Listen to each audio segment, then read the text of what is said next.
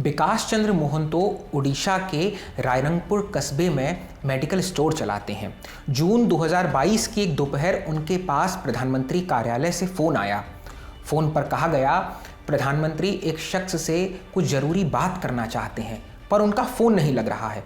मोहंतो चौंक गए। प्रधानमंत्री को रायरंगपुर कस्बे से ही क्या काम हो सकता है भला? लेकिन उन्हें बहुत देर तक सोचने का मौका नहीं मिला। कहा गया, ये अर्जेंट है। विकास उस शख्स को कुछ अच्छे से जानते थे, पुराना राब्ता था। उन्होंने जल्दी जल्दी अपनी दुकान का शटर गिराया और वो एक पते की तरफ दौड़ गए।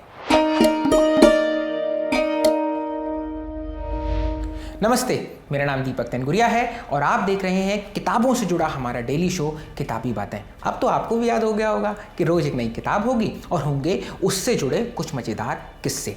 इस सीरीज़ में आज की किताब है रूपा पब्लिकेशन से आई किताब Droupadi Murmu from tribal hinterlands to Raisina hill. इस बायोग्राफी को लिखा है पेशे से पत्रकार कस्तूरी रे ने। आज आपको हम राष्ट्रपति द्रौपदी मुर्मू के जीवन से जुड़े कुछ किस्से सुनाएंगे, लेकिन सबसे पहले प्रधानमंत्री के दफ्तर से गए फ़ोन की कहानी को पूरा कर लेते हैं। नरेंद्र मोदी की तरफ से साल 2022 की जून में ये फ़ोन पहल द्रौपदी मुर्मू को ही किया गया था, लेकिन अमूमन फ़ोन से दूर रहने वाली द्रौपदी मुर्मू इस कॉल को मिस कर गई थी। विकास दौड़ भागकर जैसे तैसे द्रौपदी मुर्मू के घर पहुंचे और उन्हें फ़ोन दिया।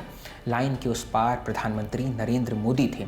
मोदी ने जब उन्हें ये बताया कि हम आपको राष्ट्रपति पद का उम्मीदवार घोषित कर रहे हैं, मुर्मू शायद शब्द नहीं खोज पा रही थीं, तो पीएम से बस इतना ही पूछ पाई कि क्या वो सच में ये जिम्मेदारी निभा पाएंगी। मोदी बोले, हमें लगता है कि आप ये जिम्मेदारी अच्छी तरह निभा सकती हैं, जिस तरह से आपने गवर्नर रहते झारखंड का उत्थान किया है। हालांकि मुर्मू को उम्मीदवार बनाए जाने की ये बात टेलीविज़न चैनलों की स्क्रीन पर काफ़ी पहले फ्लैश हो चुकी थी, पर द्रौपदी मुर्मू और उनका परिवार ये न्यूज़ नहीं देख पाया था। कारण कि उस वक्त उनके इलाके में पावर कट की वजह से बिजली नहीं आ रही थी। मुर्मू को दिल्ली आने का न्योता मिला था। वो दिल्ली गईं और अगली बार जब लौटी तो द्रौपदी मुर्मू मुल्क की दूसरी महिला राष्ट्रपति बन चुकी थी। इससे पहले प्रतिभा पाटिल मुल्क की राष्ट्रपति रह चुकी हैं। ये द्रौपदी मुर्मू की राजनीतिक कहानी थी, लेकिन एक कहानी उनके निजी जीवन से भी जुड़ी है। द्रौपदी मुर्मू को एक मजबूत महिला माना जाता है। वैसे भी जिन परिस्थितियों से निकलकर वो राष्ट्रपति के पद तक पहुंची हैं, वो कठोर इरादों का ही नतीजा है। लेकिन उनकी राजनीतिक यात्रा जितनी चमक से भरी रही है, उसके पीछे उतने ही निजी जीवन के गहरे घाव हैं। साल 2009 में द्रौपदी ने 25 बरस के अपने नौजवान बेटे लक्ष्मण को खो दिया। वो रात को एक पार्टी से लौटे थे। घर वालों ने सुबह देर तक सोने दिया कि बेटा लेट आया है तो थोड़ी देर आराम करेगा। जब काफ़ी देर तक वो नहीं उठे तो उनके कमरे में जाकर पता लगा कि वो बेहोश हैं। उन्हें एक निजी अस्पताल ले जाया गया, जहां डॉक्टरों ने उन्हें मृत घोषित कर दिया। इस घटना से द्रौपदी बुरी तरह टूट गई थीं। वो शहर से बाहर थीं। जब वापस आईं तो उन्हें यकीन ही नहीं हुआ। बेटे की मृतदेह के पास कुछ डांटते हुए बोली थी द्रौपदी, आज तुम्हारी ट्रेनिंग का दिन है, ऐसा कैसे हो सकता है कि तुम उठ नहीं रहे? क्या तुम्हें पेपर देने नहीं जाना? इसके बाद परिवार के लोग बताते हैं, किताब में दर्ज है कि लगभग 2 महीने के लिए वो अवसाद की गहरी स्थिति में चली गई थी। आध्यात्मिक संस्था ब्रह्मा कुमारीज़ में अब वो लगातार जाने वाली थी, उससे जुड़ने वाली थी। द्रौपदी जैसे तैसे कुछ सामाजिक कार्यों में मशगूल होकर इस अवसाद से बाहर निकलने की कोशिश कर ही रही थी, लेकिन 5 बरस बाद फिर से एक त्रासदी आने वाली थी। साल 2013 में द्रौपदी के छोटे बेटे सिपुन की भी मौत हो गई। द्रौपदी उनको लेकर कुछ अधिक प्रोटेक्टिव थी, क्योंकि अभी 5 बरस पहले ही तो उन्होंने अपने बड़े बेटे को खोया था। सिपुन की आंखें कुछ कमज़ोर थीं, इसलिए माँ ने हिदायत दी थी कि शाम गए अंधेरे में बाहर मत निकलना। वो जब घर पर होती तो सिपुन को घर से बाहर जाने भी नहीं देती थी, पर उस शाम वो किसी काम से बाहर गई थी। सिपुन ने बाइक स्टार्ट की और बाहर निकल गए, पर उस शाम वो घर नहीं लौट पाए। उनका एक्सीडेंट हुआ और ऑन द स्पॉट सिपुन की जान चली गई थी। द्रौपदी के लिए समय का ये आघात सहना बहुत बहुत मुश्किल था। उन्होंने घर से बाहर निकलना और लोगों से मिलना जुलना भी बंद कर दिया था, लेकिन दुख ने द्रौपदी पर अपना आघात बंद नहीं किया था। सिपुन की पत्नी गर्भवती थी, लेकिन किसी कारण उनका गर्भपात हो गया और वो अपने पिता के घर चली गई। लगा था कि अपने दोनों बेटों को खोने के बाद द्रौपदी पोते या पोती को देखकर जी लेंगी, लेकिन ये भी हो न सका। हमें किताब पढ़ते हुए लगा था कि शायद अब तो मुसीबत के दिन छट गए होंगे, लेकिन साल भर बाद 2014 की अगस्त में उनके पति श्याम चरण की भी मौत हो गई। साल 2009 से 2014 के बीच द्रौपदी ने अपनी मां और अपने भाई को भी हमेशा के लिए खो दिया था।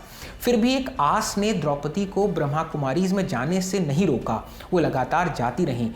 किस्से बताते हैं कि वो एक बार जब जाती थी तो कई घंटे बस बैठी रहती थी, ध्यान करती रहती थी, इनर पीस की बात सोचती रहती थी और उसी में उनकी आध्यात्मिक लौ लग गई थी। हालांकि इसके बाद उनके राजनीतिक करियर ने नया मोड़ लिया। साल 2015 में उन्हें झारखंड का राज्यपाल नियुक्त किया गया था। इसके बाद साल 2020 में कोविड की वजह से उनके कार्यकाल का विस्तार हुआ, एक्सटेंशन हुआ। किताब में हमें कुछ किस्से गवर्नर रहते उनके दिनों के भी मिले। जब 2017 में वो झारखंड की गवर्नर थी तो रघुबर दास टुंडा की सरकार लैंड अमेंडमेंट के यानी ज़मीन में भूमि परिवर्तन के कुछ कानून लाई थी। उन कानूनों को गवर्नर ने होल्ड पर रखा था। अंततः 2017 में वो बिल वापस लिए गए, लेकिन द्रौपदी मुर्मू ने बिल को होल्ड करते हुए कहा था कि ज़मीन हमारी माँ है और हम इस तरह ट्रेड ऑफ नहीं कर सकते हैं इसका। वो ट्राइबल इलाका है तो ट्राइबल लैंड्स पर वो बात थी और द्रौपदी मुर्मू खुद उस समुदाय से आती हैं तो उसके राजनीतिक मानी भी निकाले गए। थ्योरी एक किताब में ये भी बताई गई कि 2017 में ही द्रौपदी मुर्मू को राष्ट्रपति के लिए नामित किया जाना था, लेकिन बिल का जो डिस्प्यूट हुआ था इस वजह से उनका सिलेक्शन नहीं आ पाया। बहरहाल ये एक थ्योरी है। साल 2022 में वो मुल्क की प्रथम नागरिक बनी, महामहिम द्रौपदी मुर्मू।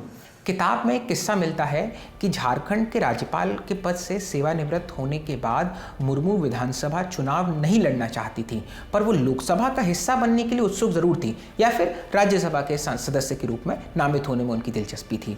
मुर्मू को शायद उस वक्त ये अंदाजा ना रहा होगा कि बस बरस भर बाद ही तो उनके लिए कई महत्वपूर्ण पद इंतजार कर रहे होंगे। 21 जुलाई 2022 को द्रौपदी मुर्मू ने भारत के 15वें राष्ट्रपति के रूप में शपथ ली थी। राष्ट्रपति की बेटी इतिश्री का भी एक मलाल हमें इस किताब से मिला। वो एक बैंक में काम करती हैं। इतिश्री का कहना है राष्ट्रपति का ये चुनाव सर्वसम्मति से होना चाहिए था। वो सबसे बैलेंस और इस पद के लिए उचित व्यक्ति हैं, तो बेहतर यही होता कि सभी पार्टियां उन्हें राष्ट्रपति बनाने के लिए समर्थन देती। हालांकि द्रौपदी मुर्मू के राष्ट्रपति कार्यकाल के बारे में अलग से सफ़े लिखे जाने हैं।